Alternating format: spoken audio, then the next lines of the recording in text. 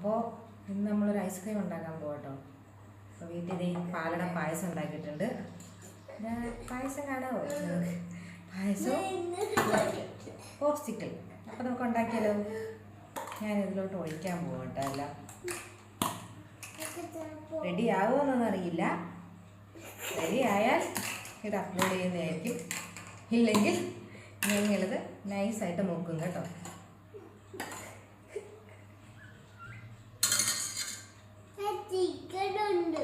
ഒഴിച്ച് ഐസ്ക്രീമിന് വേണ്ടിയിട്ട് വെയിറ്റ് ചെയ്തിരിക്കുകയാണ്.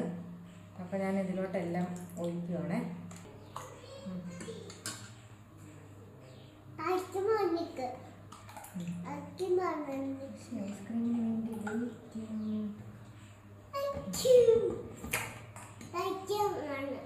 ഓക്കെ.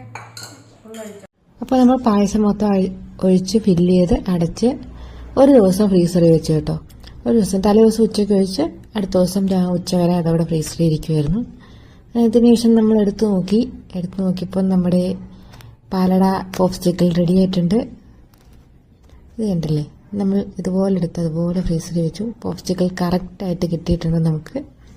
അപ്പോൾ സൂപ്പറല്ലേ നമ്മുടെ പാലട പോപ്സിക്കിൾ? നിങ്ങൾക്ക് ഇഷ്ടമായോ? ഇഷ്ടമായെങ്കിൽ ലൈക്കും സബ്സ്ക്രൈബും ഒക്കെ ചെയ്യണേ. Bye bye.